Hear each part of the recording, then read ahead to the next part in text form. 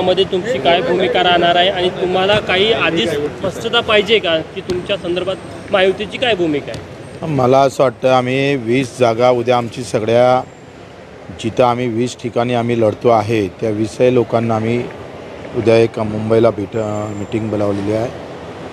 त्यांना विचारविनिमय होणार आणि तिथून मग आम्ही समोर जे उमेदवार आमच्याजवळ मजबूत उमेदवार आहे त्यांना उद्या सगळ्यांना विचारून आम्ही समोर पाऊल टाकणार. कशा पद्धतीनं येत्या विधानसभेत आपण समोर जायचं. बरं, 20 जागा लढणाऱ्या ह्या विदर्भातल्या महाराष्ट्रातल्या कसं काय? महाराष्ट्रातल्या आहे, संपूर्ण महाराष्ट्रात, काही पश्चिम महाराष्ट्रात आहे, मराठवाड्यात आहे, विदर्भात आहे, खानदेशमध्ये आहे. तुम्हाला महायुतीने जर 20 जागा दिल्या तर ठीक आहे, तुमचा वेगळी चूल 20 जागेची आहे ठरली. आम्ही त्याच्यात तर पटाईतच आहे ना. आम्ही वेगळं लढण्यात आमची ओळखच आहे बच्चू कडूची. वेगळं लढू. लोकसभेत मग असं काय झालं की तुम्हाला त्यांनी काय विचारलं?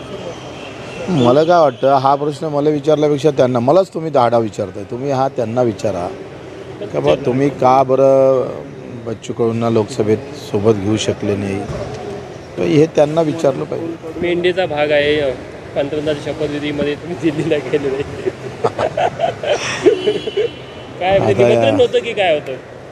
नाही, मी तर वाटही पाहिली नाही आणि बरंच आहे एक एक पाऊल जे पडतं NDAकडून ते माझ्या सोयीचं पडतं असं वाटतं. म्हणजे पुढच्या काळात कुठंतरी जे आहे यामध्ये तफावत निर्माण आणि महायुतीतून तुम्ही बाहेर पडाल अशा पद्धतीचं पाऊल पडत आहे? हां, मला असं वाटतं का त्यांना जर तसं वाटत असेल तर मला सोयीचंच आहे.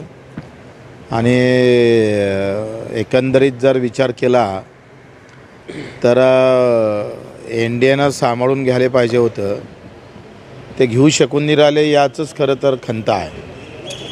आम्ही ज्या पद्धतीने त्यांना मदत केली, सोबत राहिलो, ते एका वर्षात त्यांनी विसरून गेले. त्याचे परिणाम भोगावे लागले ना आखरी. लोकसभा निवडणुकीमध्ये भाजपने मुस्लिम आरक्षणाला विरोध केला. आज आंध्र प्रदेशमध्ये NDAचं सरकार बनले, त्या ठिकाणी सर्वप्रथम मुस्लिम आरक्षणाला प्राधान्य दिलं. मुस्लिम धर्मावर आरक्षण कोणीच कबूल करणार नाही. त्याच्यातल्या ज्या जाती आहे त्याच्यावर आरक्षण दिलंच पाहिजे ना.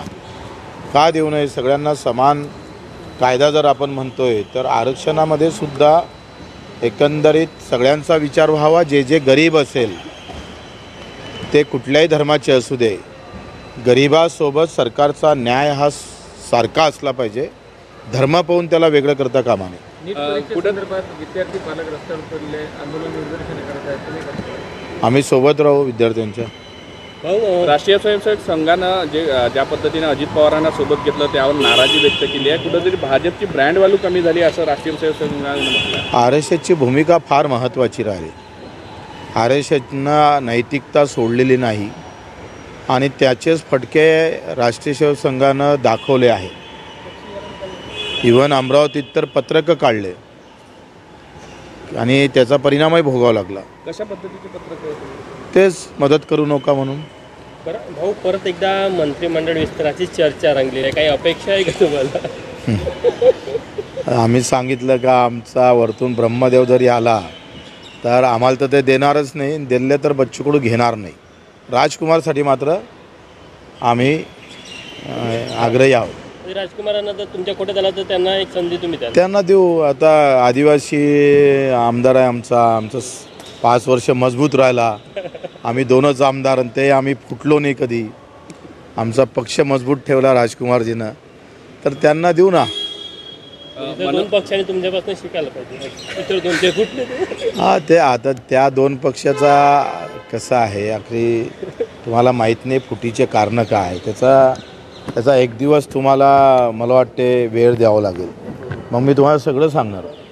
मनोज जरांगेंनी असं म्हटलं की मी काही झालं तरी यावेळेस आंदोलन मागे घेणार नाही आणि कुठेतरी मुख्यमंत्र्यांच्या वतीने जो आहे षडयंत्र करून मला फसवलं अशा पद्धतीचं त्यांनी म्हटलं आहे. मी विधानसभेची तयारी करणार, आता हे शेवटचं आंदोलन. मला असं वाटतं का जरांगे साहेबांनी आत्ता आंदोलन केल्यापेक्षा त्यांनी उपोषण मागं घ्यावं.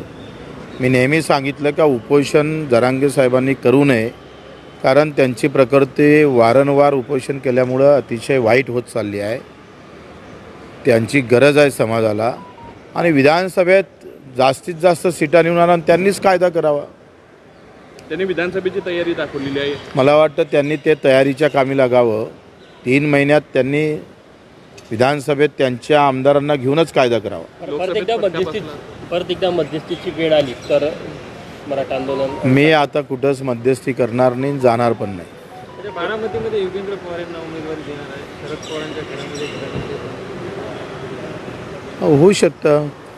पवार साहेब आहे ते, तुम्ही आता जे वाटतं ते समोर तसं राहील असं काही दिसत नाही. पवार साहेबांचा अभ्यास करणं काही लहान गोष्ट नाही आहे ना, माझ्यासारख्याला तर शक्यच नाही. स्मार्ट मीटर संदर्भामध्ये आंदोलन केले जाते. सामान्य लोकांना हे मीटर परवडणार नाही असं आंदोलन. प्रीपेड बरोबर आहे. मला वाटते ऊर्जा मंत्री आमच्या विदर्भातले आहे आणि देवेंद्रजीनं त्याच्यावर लक्ष घातलं पाहिजे. आजही ऊर्जा खातं अतिशय विदर्भात नाही तर महाराष्ट्रात अतिशय वाईट अवस्था. म्हणजे जर साधे ट्रान्सफॉर्मर जळले तर ते 15-15 एक महिना बसून भेटत नाही. लोकांच्या शेती पेरण्या सगळ्या पूर्ण वाया जातं. त्यावर लक्ष द्यावं देवेंद्रजी, गरज आहे. आणि हे जे मीटर आता जे फसवेगिरीचं आहे ते पण थांबवलं पाहिजे. हो, निवडणूक निकाल लागल्यानंतर नोंदणी करणार. मला वाटलं त्याच्यावर सगळे झालं. आता ते एखादी तर पत्रकार परिषद अशी ठेवा का जिथं त्या दोघांचं नाव येणार नाही.